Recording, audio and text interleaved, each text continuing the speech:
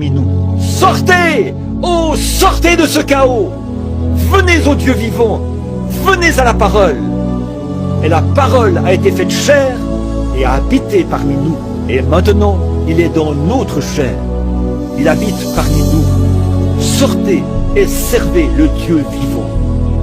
Pendant que nous inclinons la tête, avec la tête inclinée, du plus profond de votre âme, du plus profond de tout ce qui est en vous, êtes-vous prêt à vous souvenir de... Êtes-vous prêt à arrêter toutes les choses du monde et à vivre pour Dieu? Alors, si vous n'êtes pas sérieux, ne le faites pas.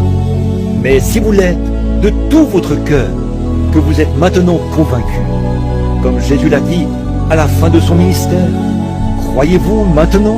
Êtes-vous convaincu que ces choses sont vraies, qu'elles sont confirmées par Dieu, et que nous sommes au temps de la fin, et que vous voulez vraiment venir à Christ maintenant? Entrez dans cet exode, cet appel à sortir de l'indifférence, du système des dénominations, des opinions et des choses du monde. Et vous voulez vous abandonner entièrement à lui et entrer dans l'exode, à destination du pays promis, ce pays béni. Voulez-vous lever la main pendant que nous prions? Êtes-vous vraiment sûr de vouloir sortir, chacun de vous, Père Céleste?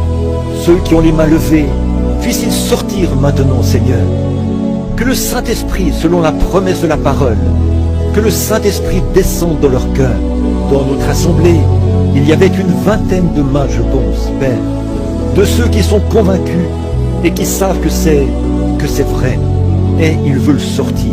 S'il y avait, au jour de la sortie d'Israël, sur un peuple de 2,5 millions, seulement 2 sont entrés dans le pays. Au jour de Jésus-Christ, c'est environ 120 qui y sont parvenus. Et maintenant, en ces jours de la fin du monde, tu as dit, étroite est la porte, et resserré est le chemin, et il n'y en aura que peu qui les trouveront.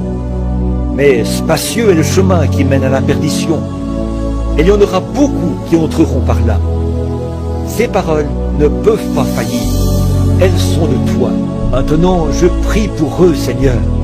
Je te prie, en cette heure, de circoncire leur cœur par ton Saint-Esprit.